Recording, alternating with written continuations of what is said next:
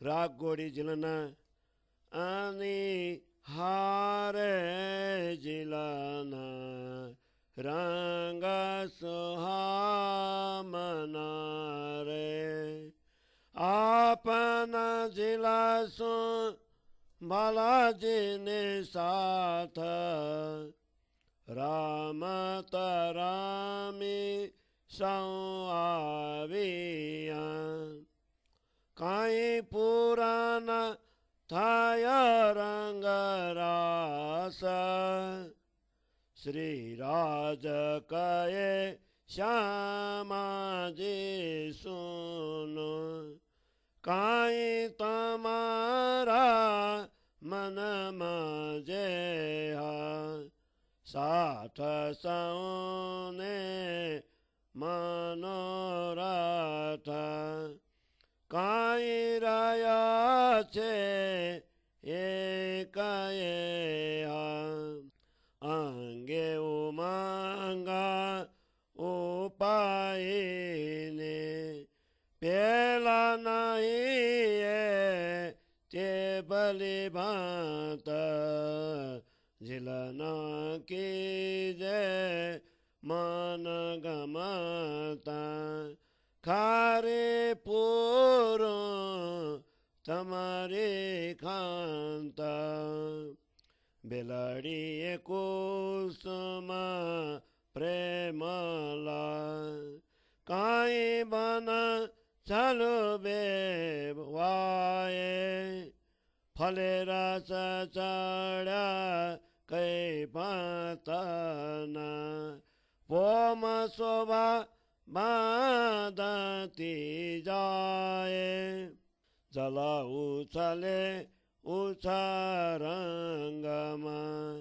लेर दियो लेरे तरंगा पशु पंखी न शब्द सुहामन काई उलत पसर्यो आंगा साथ मलिने बेलो थायो आव्यो ते आनंद माये अमे सखियों त्रता उपरा बालाजी नी ग्राही बाये बागा बदारी कांते मुकिया काई बस्तर पेरा चिलाना सखिए कबिजी ने आनंदमा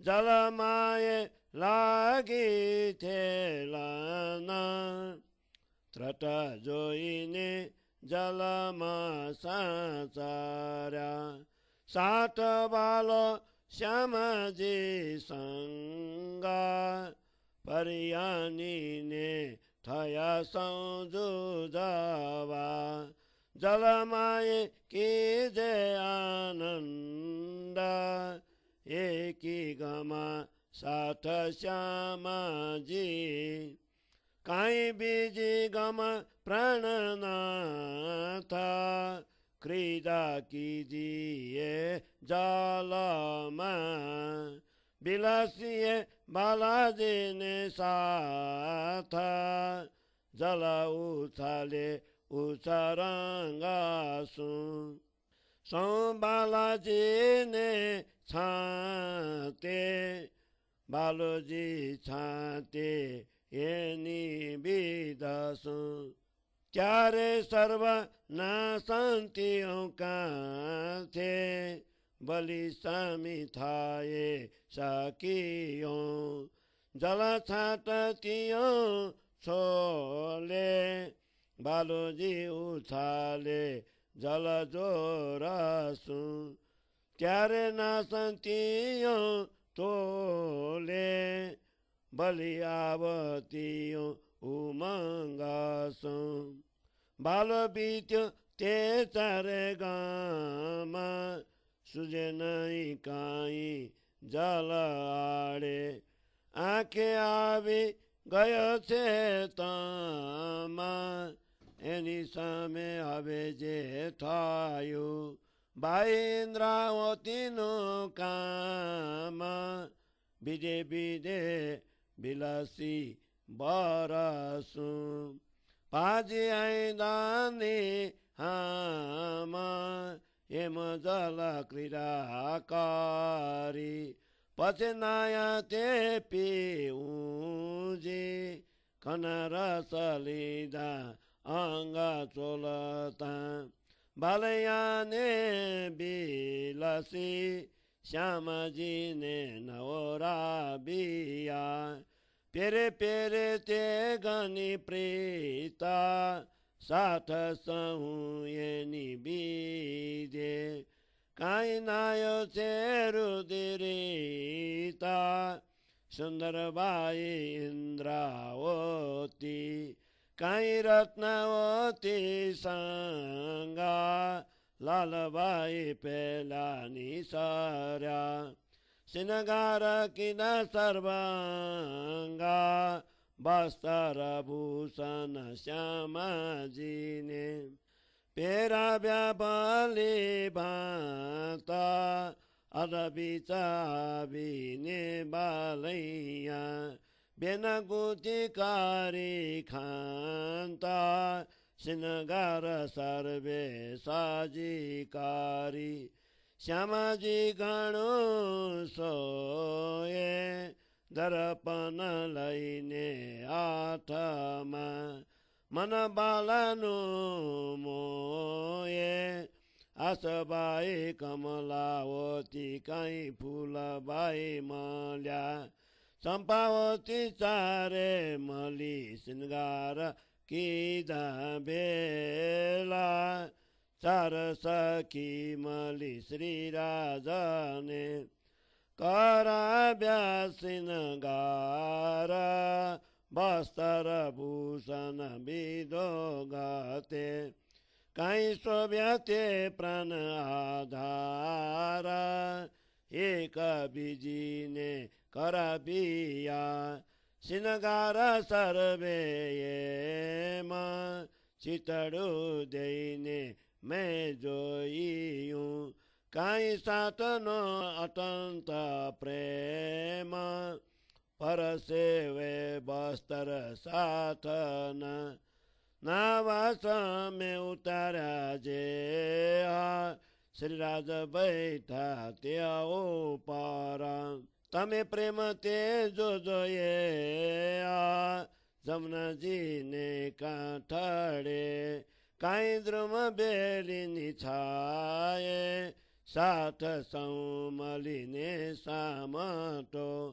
आब्यो ते आनंद माए बैठा मलियारो गवा सोबित जुजबी पांता सो सकी सो इंद्रावती ठया प्रिसने बलि भाता ठया प्रिसने बलि भाता बैठा मलियारो गवा सोबित जुजबी पांता सो सकी सो इंद्रावती सो सकी सो श्री इंद्रावती ठया प्रिसने बलि भाता ठया प्रिसने बलि भाता चौपाई 24 प्रकरण 45 चौपाई 841 बोलो श्री प्राणनाथ प्यारे की जय।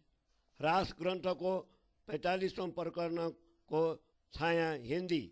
इंद्रावती कहती है कि सखियों जल क्रीड़ा का आनंद बड़ा ही सुंदर है। अब हम प्रियतम के साथ जमुना जल में स्नान करेंगी।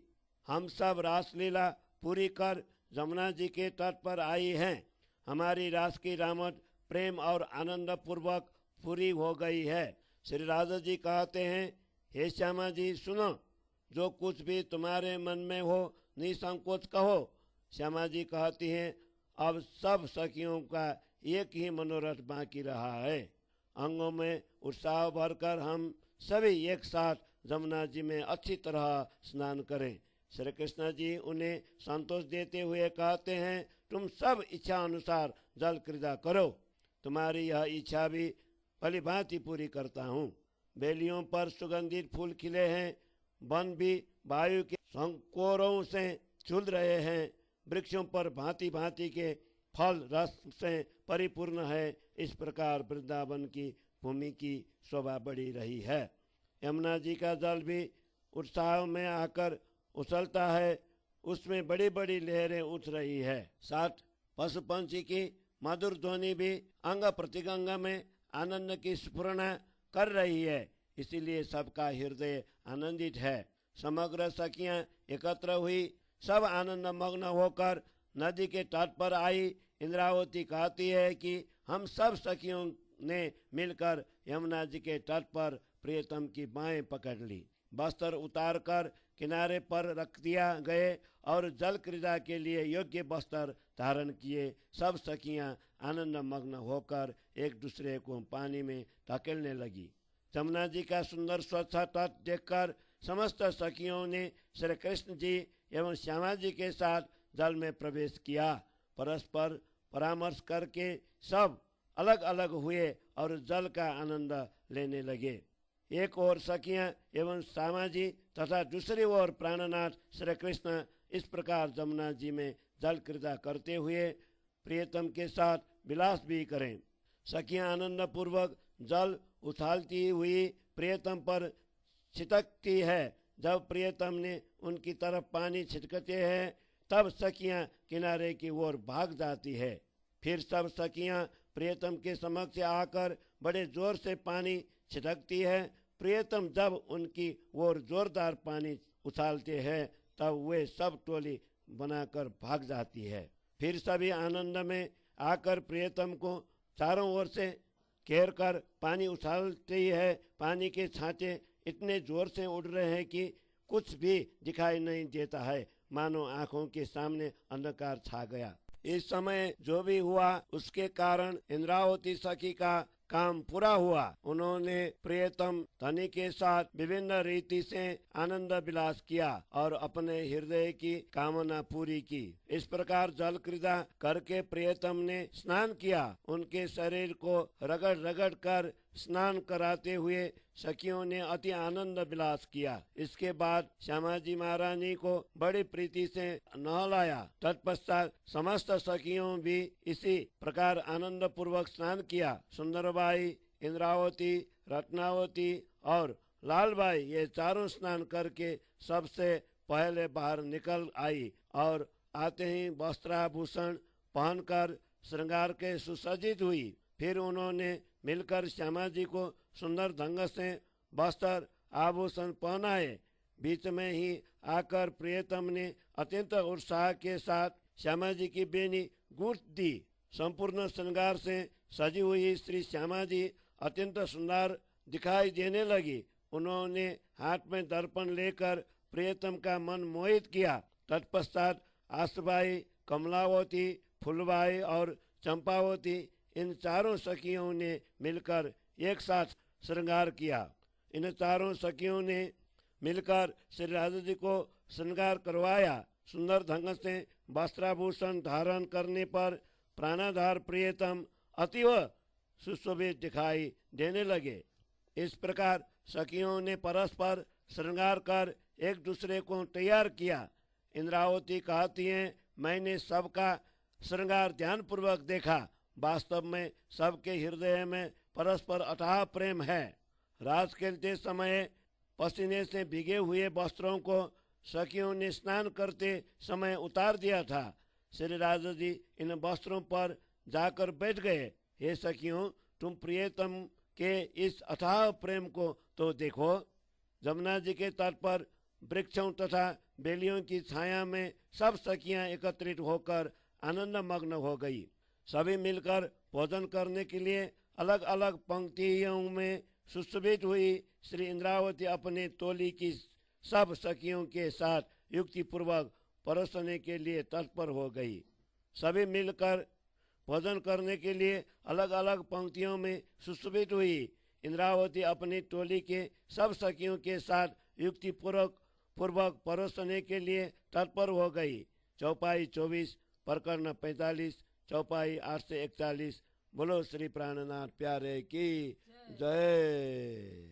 राग बेराजी भोग फरतन फेर बाजतिया रंग पाकी परवाली काबी पड़गी जे कागारी जाने रही निहाली चारे गमा बाला चाकला बैता बाली पलाथी शोभा मारा बालाजीनी श्रीकाऊं जे आत्माए दी थी श्री ठाकुरानी जी श्री राजा सु बेला बेस सदाए असबाई सुंदर बाई बैठाए नियादाए आट पखाला पात्रमा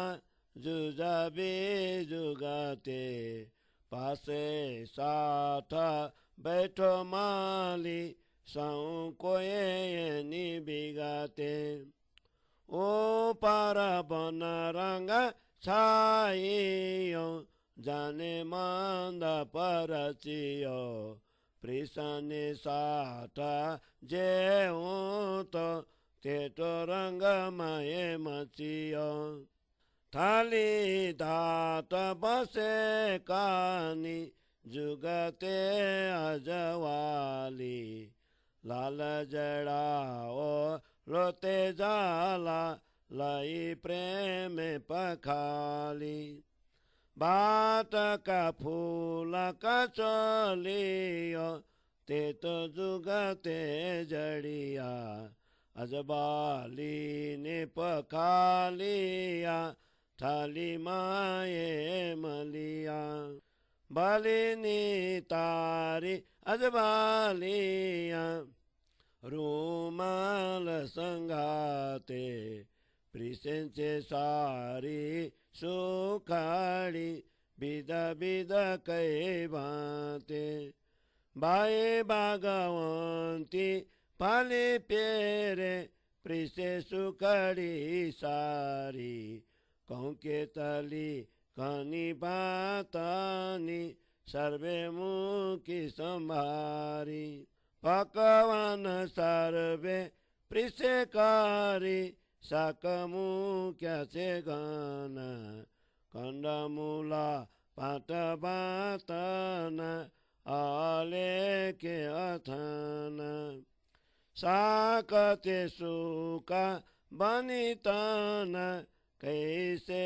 क्या सुतलिया बिद बिद मेवा मन फाला अति उत्तम गलिया आरोग्य अति तासु राजसाथ संगाते प्रिसंता प्रेम जे मैं दीतो तेन कहे बाए भाते कांचन रंगा चारी बारी जल बच मायली दो श्रीन्द्रावती जी ने कोलियो श्री राजे मुख माए दीदो हारा कटायो जे सामे साथे सौ कोई दीथो साथे सौ कोई दीथो हसिया रमिया साथ सु कणु लाग्यो से मीठो हरा कटायो जे सामे साथे सौ कोई दीथो हसिया रमिया साथ सु कणु लाग्यो से मीठो आरोग्य आनंदासु जेने जे बाब्या दूधा दादी ते उपारा लाडबाई लई आब्या तेलीदा चालू कराबिया बैठा वासे टक्यो दाई थाल बाजोता उपड़िया लोयू मुकरु मालाई फोफला काठो चुन जावंत्री केसर कपूर घाली ऊपर लवंगा दहीकारी पान बीड़ी वाली बीड़ी तेलाई आरोगिया बलि लिदी साठ साठ ऊँटो जे प्रेसने सखियों ने प्रेसे प्राणनाथ आरोग्य तिरंगे विधि लिदी सिरी मुख बैठा महली बाटो करबा बनिले सुख कहे इंद्रावती साथ जी बाले बिलास जो कीदा चढ़िया ब्या अंगे आदिका बचे ब्रजो दीदा बचे ब्रजो दीदा कहे श्री इंद्रावती साथ जी बाले बिलास जो कीदा चढ़िया ब्या अंगे आदिका बचे ब्रजो दीदा बचे ब्रजो दीदा चौपाई 20 प्रकरण 46 चौपाई 861। बोलो श्री प्राणनाथ प्यारे की जय। रास ग्रंथ को 46 प्रकरण को छाया हिंदी। श्री राजा जी के भोजन के लिए वहाँ एक गोल चौकी रखी गई है। उसका रंग मूंगे की भांति पक्का लाल है। चौकी की चारों किनारी पर चित्रांकन किया हुआ है। वह इतनी सुंदर लगती है कि मानो देखते ही रह जाए। चौकी के चारों तरफ साकले छोटे आसन बिछाए हुए हैं। उसके ऊपर प्रियतम पालथी मारकर बैठ गए। उस समय आत्माओं ने श्री राजा जी को जो अपूर्व शोभा देखी है उसका वर्णन कैसे किया जाए। श्री श्यामा जी श्री राजा जी के साथ सदैव जैसे बैठती है उसी प्रकार आशाबाई और सुंदरबाई भी एक साथ में बैठ गई। श्री राज श्यामा जी ने जिस प्रकार पात्र में हाथ धोए उसी प्रकार पास में बैठे हुए अन्य सब सखियों ने भी हाथ धोए। बैठक के ऊपर वनराजी का सौंदर्य ऐसा छाया हुआ है कि मानो मंडप की रचना हुई है। परोसने के लिए तत्पर सखियां तो आनंद और उल्लास से भाव विभोर हो गई है। भोजन परोसने के लिए रखी हुई थालियां भी किसी विशिष्ट धातु से बनी हुई है। उन्हें अच्छी तरह पोंछकर साफ किया गया है। लोटा भी लाल नंगों से जड़ा हुआ है। उसे भी प्रेम पूर्वक साफ कर उसमें जल भरा है। छोटी बड़ी कटोरियां युक्ति पूर्वक जड़कर बनाई हुई है। उन सबको अच्छी तरह साफ करके पानी से धोया गया है। इसके बाद उन सबों को बड़ी थाली में रखा है। कटोरे और कटोरियां को पुनः साफ करके पोंछकर थाली में रखा। तत्पश्चात सुखड़ी आदि अनेक प्रकार के उत्कृष्ट खाद्य पदार्थ परोसी जा रही है। भागवंती बाई सुखड़ी आदि मिठाई अच्छी तरह परोसती है।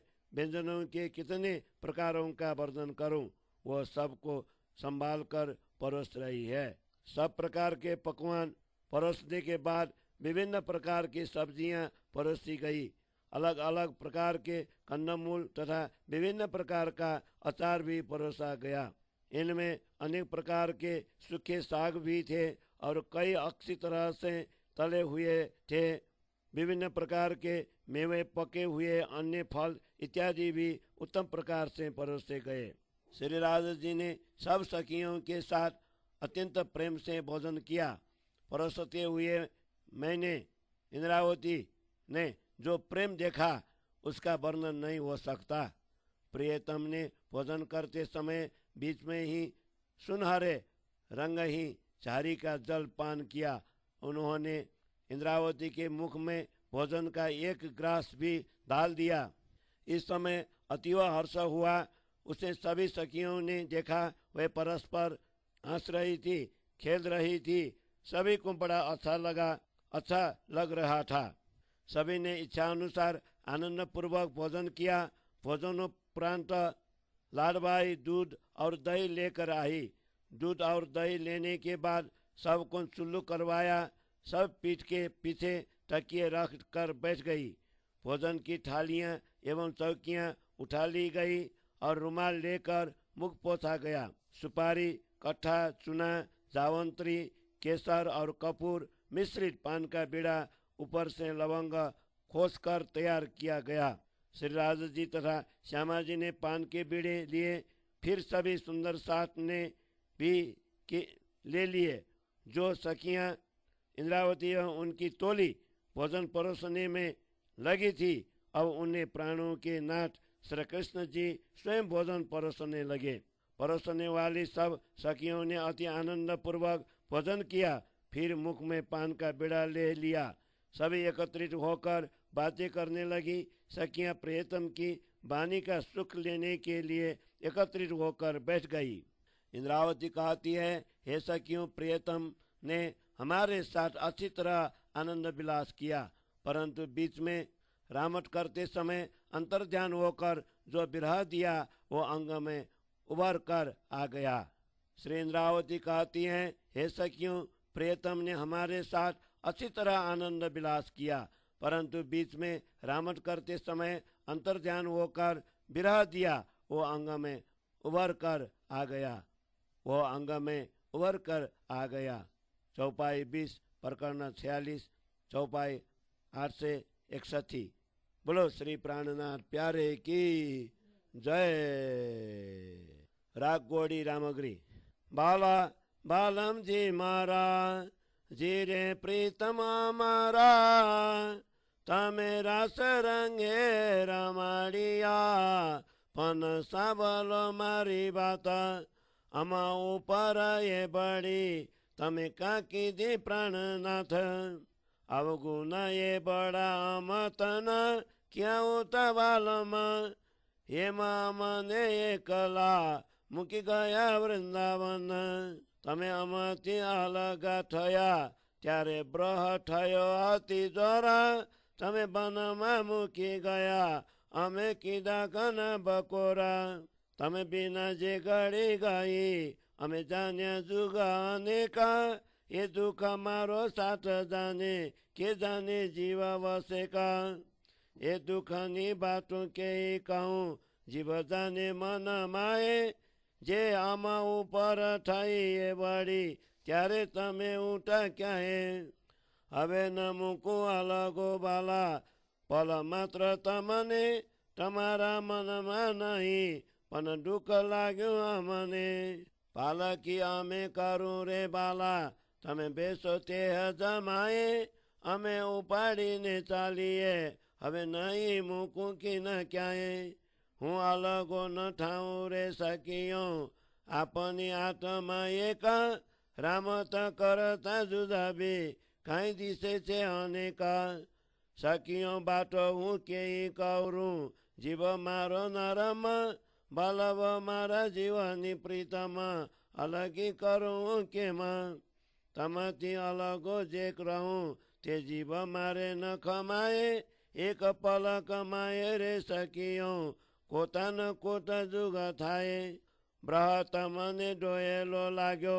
मुनि तेथी जोरा मुख कर मन नओ साऊ तो केम करबू बकोरा जेम कहो तेम करूँ रे सकियो बाजे जीव जीवन अर किन अलगो न ठाऊँ करार करो तमे मन हे बड़ा दुख ते का करो हूँ डाऊँ एम केम छे तमे मारा प्राण न प्रीतम बाजे मूल सनेहा प्राण पे बलव मुने एम करो हूँ केम मैं वृंदावन मुकु नहीं थी तमे का कहो मुने एम चिता ऊपर चालू रे सकियो ते मारा जीवन जेम कहो तेम करूँ रे सुंदरी का दुकाणो मन आत्मना आधार छो मारा जीव सुन जीव सनेहा करूँ बात जीवन सखी मुख माइती कहो जे मैं ता ये मन जानू रे बाला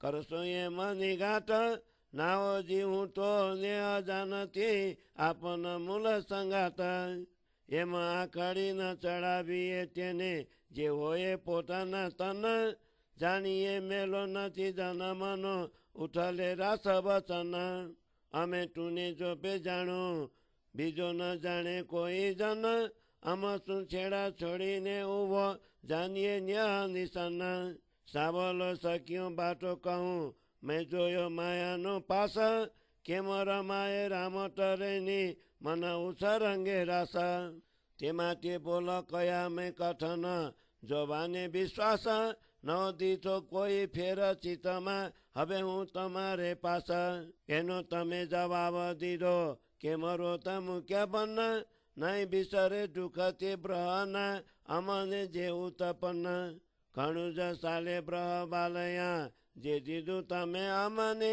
કેટલી વાત સમારું દુઃખની હવે શું કહું તમને કાં જાણો એ બડો અંતર હું અલગો ન થાઉં તમને મેલી બનમાં હું તે ક્યાં જાઉં બ્રહ તમારો નવો સહું ગાલ્યું તમારું ગાઉં અંગ મારું અલગું ન કરું પ્રેમ તમને પાઉં અમે ઠામ સગલા જોયા રે બાલા ક્યાંય ન દીધો કોઈ જો તમે ઉતા બનમાં ટોપર કેની પેરે હોય બન બેલાડીઓ જોઈ સરબે ઘણે દુઃખી ઘણું રોય ઘણી જુગતે જોયા તમને પણ કેને ન દીધો કોઈ તમે કહો છો બનમાં ઉતા ટોકા નવો લીધી સારા અમે બન હેઠે બિલાક્યું ત્યારે કાં નવો આવ્યા આધાર જો તમે ના ઉઠા બેગલા તો કાં નવો સુની પુકાર અમને દેખી રોવંતા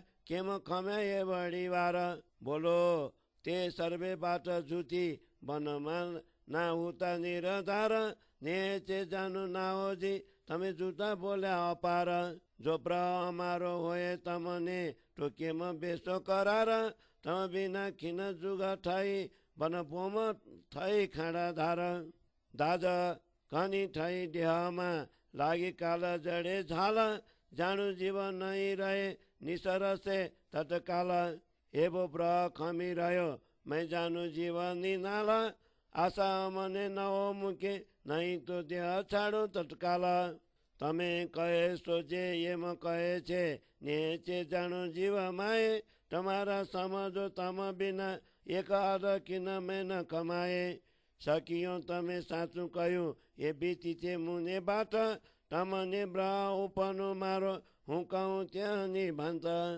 આપન રંગ ભર રમતા બ્રિખ આડો આવ્યો કે ન એક તમે પ્રેમે જાણ્યું કઈ જુગ બીત્યા એમ દીધા ટૂંક અનેક જ્યારે પસારી જોગ માયા મેં ઈચ્છા કીધી તમ તની હું બેન લાવું ત્યાં લાગે મુજ ઉપર થઈ ઘણી એક પલ માએ રે સખીઓ કલપ અનેક ભીતીતા એ દુઃખ મારો જીવ જાણે સખી પ્રેમ તની એ રીતા પીડી તે અંગ ઇન્દ્રાવતી સખી કાં કરો તમે એમ જીવન માગ જીવની દુઃખ કરો એમાં કેમ ચિત્ત ચોરી લીધું દઈ ચુમન સખી કહો કરું હું તેમાં મારા જીવ ટકી અલગી નવો કરું જુઓ અલબી થયો જેમાં સખીઓ મારી બાત સુનો કાં કરો તે એ બડા દુઃખ પૂરું મનોરથ તમ તને સગળી બાતે દઉં સુખા મારું અંગ વાલું તમ તને બતન વાલું જીવ્યા મુખા બોલાવું તે મીઠી બોલાડે જોઉં સકો મલ ચખા હવે બાલા હું એટલું માગું કે એક અલગા ન થઈએ જ્યાં અમને બ્રહ નહીં ચાલો તે ઘર જઈએ માગી દુઃખ સુખ નિરામત તે વાલે કીધી આભાર મન ચિત્ત રંગે રમાડિયા કાંઈ આપણને આધાર વૃંદાવન દેખાડ્યું રાસ રમાડ્યા રંગ પુરવદન મની પ્રીતડી તે હવડાની અંગા શ્રી ઇન્દ્રાવતી કહે અમને બાલા ભલા રમાડ્યા રાસ પછી તે કર મુલગે બાલો તેડી ચાલા સૌ સાથ બાલા બાલમજી મહારાજી રે પ્રીતમ અમારા બાલા બાલમજી મારા જીરે પ્રીતમ અમારા શ્રી ઇન્દ્રાવતી કહે અમને બાલા ભલા રમાડ્યા રાસ પછી તે કર મુલગે બાલો તેડી ચાલે સૌ સાથ બાલા બાલમજી મારા જીરે પ્રીતમ અમારા બાલા બાલમજી મારા જીરે પ્રીતમ અમારા ચોપાઈ 46 प्रकरण 47 चौपाई 9 से 7, श्री ग्रंथ रास किताब अंजिल संपूर्ण रास ग्रंथ को प्रकरण 47 को छाया हिंदी। इंद्रावती उपर्युक्त अंतर ध्यान समय के विरह का दुख याद कर कहती है, हे मेरे प्राण वल्लभ, आपने अति आनंद पूर्वक रास खिलाया, किंतु हमारी प्रार्थना भी सुनिए। आपने अंतर ध्यान होकर हमें विरह का इतना बड़ा दुख क्यों दिया? हे प्रियतम, हमारे में ऐसे क्या अवगुण थे कि आप हमें वृंदावन में अकेले छोड़कर चले गए? जब आप हमसे अलग हो गए उस समय हमारे लिए आपका विरह अति दुखदायी बन गया। आप हमें वन में छोड़कर चले गए। हम लोगों ने बहुत विलाप किया। हे प्रियतम, आपके अनुपस्थित में जो समय बीता उसके एक एक घड़ी हमारे लिए युग के समान बन गई। यह दुख या तो सखियां ही जानती है या मेरी आत्मा विशेष रूप से जानती है। इस विरह वेदना को कैसे कहूँ? इसे तो हमारा अंतर्मन ही जानता है। जब हम सब ऐसी बीत रही थी तब आप कहाँ थे? ये प्रियतम, अब आपको हम एक क्षण के लिए भी नहीं छोड़ेंगी। आपके मन में तो कुछ भी दुख नहीं है, परंतु हमारे लिए तो वह दुख असह्य हुआ। हे प्रियतम, आपको बैठाने के लिए हम अपने हाथों की पालकी बनाती हैं। आप उस पर बैठ जाएं। हम उस पालकी को उठाकर चलेंगी। जब एक क्षण के लिए भी आपको अकेले नहीं छोड़ेंगी। प्रियतम कहते हैं, हे सखियों, मैं तुमसे अब अलग नहीं होऊंगा। अपनी आत्मा तो एक ही है, मात्र रामत करते हुए लीला के लिए अलग अलग स्वरूप में दिखाई देती है। हे सखियों, मैं क्या करूं?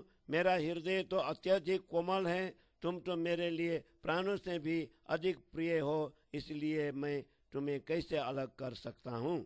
यदि मैं तुमसे अलग हो जाऊंगा तो मेरी आत्मा इसे सहन नहीं कर पाएंगी, क्योंकि वियोग का एक एक पल करोड़ों युगों के समान प्रतीत होता है। वियोग तुम्हें जितना असह्य लगा, मेरे लिए तो वह इससे भी अधिक कष्टदायी हो गया। जब मैं तुम्हारा मलिन चेहरा देख ही नहीं सकता तो फिर तुम्हें विलाप कैसे करवा सकता हूँ? ऐसा क्यों? तुम जैसे कहोगी मैं वैसे ही करूँगा। मेरी आत्मा तो तुम्हारी आत्मा से जुड़ी हुई है, इसलिए आधे क्षण के लिए भी मैं तुमसे अलग नहीं होऊंगा। तुम अपने मन में धैर्य धारण करो। तुम इतनी अधिक दुख क्यों होती है? मैं तुम्हें वियोग क्यों दूंगा? तुम तो मुझे प्राणों से भी अधिक प्यारी हो। अपना स्नेह तो मूल प्रेम धाम से ही बंधा हुआ है। तुम तो मुझे प्राणों से भी अधिक प्रिय हो। तुम्हारे साथ ऐसा व्यवहार क्यों करूँगा? मैंने तो वृंदावन छोड़ा ही नहीं है, तो फिर तुम मुझे इस प्रकार क्यों कह रही हो? हे सखियों, मैं तुम्हारी इच्छा अनुसार ही चलूँगा। तुम मेरे प्राणों के जीवन हो। हे सुंदरी, तुम जैसे कहोगे मैं वैसे ही करूँगा। तुम अपने मन में दुख का अनुभव क्यों कर रहे हो? तुम सभी मेरा आत्मा के आधार रूप हो। आत्मा का संबंध आत्मा के साथ ही लगा हुआ है। इसलिए मेरे जीवनाधार सखी, मैं वही बात करूँगा जो तुम मुझे अपने मुख से कहोगी। सखियाँ कहती है, हे प्रियतम, हम लोगों ने तो ऐसा समझा ही नहीं था कि आप हमें ऐसा कठोर दुख भी देंगे। हे प्रियतम, हम तो मात्र एक प्रेम को ही जानती थी। वो हमारा मूल प्रेम धाम का संबंध है। इंद्रावती कहते हैं, हे प्रियतम, यदि हम आपसे अभिन्न एक ही तन है तो आपको हम पर इतना क्रोध नहीं करना चाहिए। उथले वचन बंसी सुनकर आने पर वापस लौट जाने के लिए कहे गए। कठोर परिसंवाद सुनने से ऐसा लगा मानो जन्म से ही हमारा और आपका कोई संबंध ही न हो। उस समय हमने आपको अच्छी तरह परखा था। दूसरे कोई होता तो आपकी पहचान कर भी नहीं पाता। आप तो सबसे संबंध तोड़कर दूर रह गए। हम यह जानती थी कि प्रियतम का प्रेम बालकों की भांति निष्कपट है। प्रियतम कहते हैं, हे सखियों, सुनो, मैं अपनी बात करता हूँ। उस समय तुम्हारे हृदय में माया का बंधन है या नहीं, उसी की मैंने परीक्षा ली थी।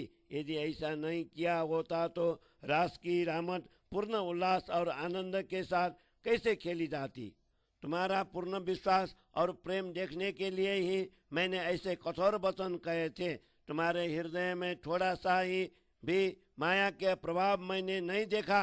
अब मैं सदैव तुम्हारे पास ही हूँ। इंद्रावती कहती है, उपयुक्त कथन का उत्तर तो आपने दे दिया, किंतु फिर हमें वन में रोते हुए क्यों छोड़ दिया। वो वियोगजन्य दुख तो भुलाया नहीं जा सकता। हे प्रियतम, वो आपका दिया हुआ विरहजन्य दुख हमें बहुत ही खटक रहा है।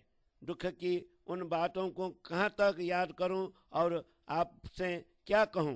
प्रियतम कहने लगे, हे सखियों, तुम हमारे बीच में इतना अंतर क्यों समझ रहे हो।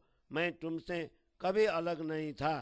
तुम सबको वन में छोड़कर मैं कहाँ जा सकता हूँ। मैं तुम्हारा विरह सहन नहीं कर सकता।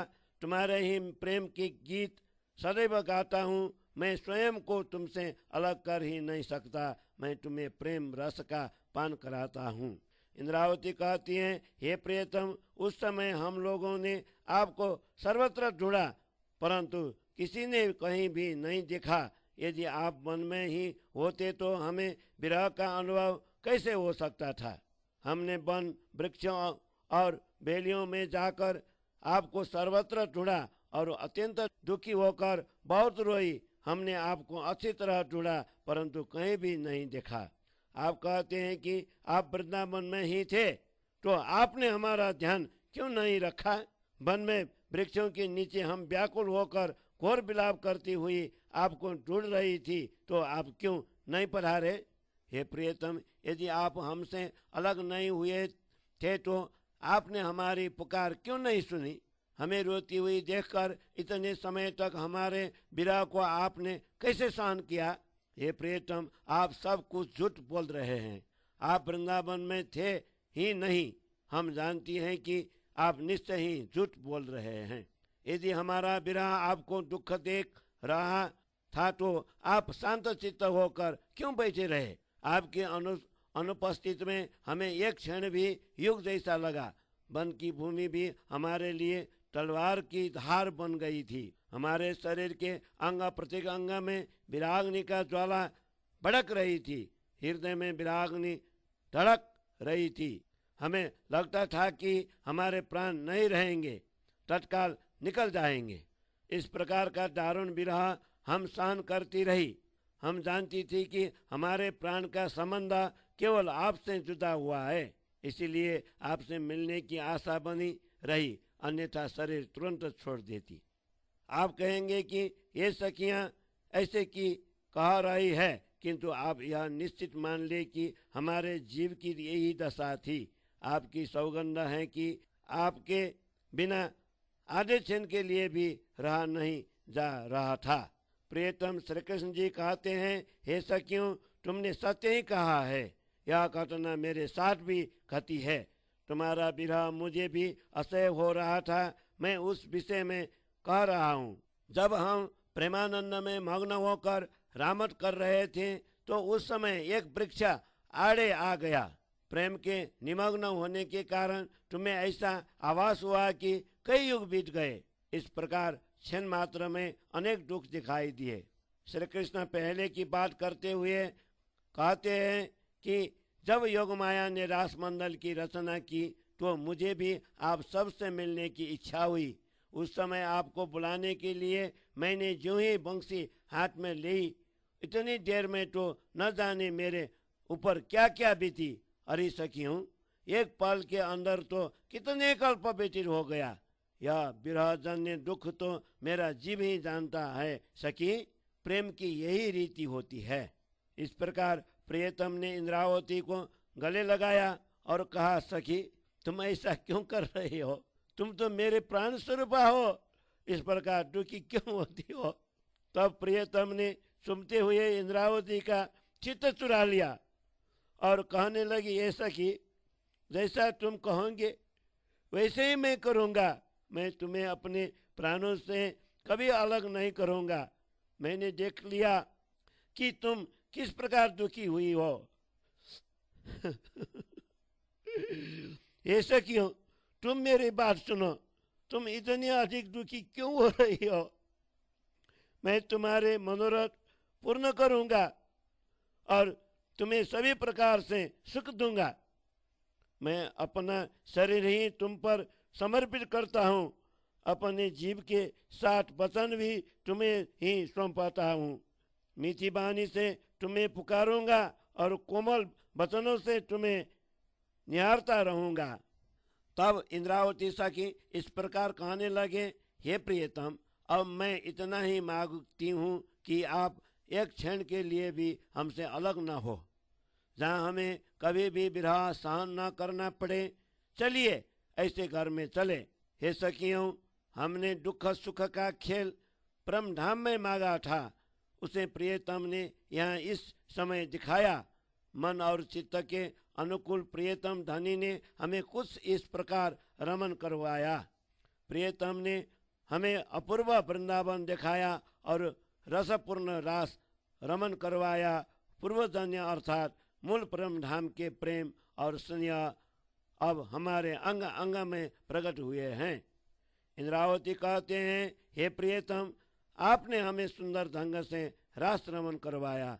तदुपरांत प्रियतम श्री कृष्ण जी समस्त सखियों को साथ लेकर मूल घर परम धाम की ओर चले। इंद्रावती कहते हैं, हे प्रियतम, आपने हमें सुंदर ढंग से रास रमन करवाया। तदुपरांत प्रियतम श्री कृष्ण जी समस्त सखियों को साथ लेकर मूल घर परम धाम के ओर चले।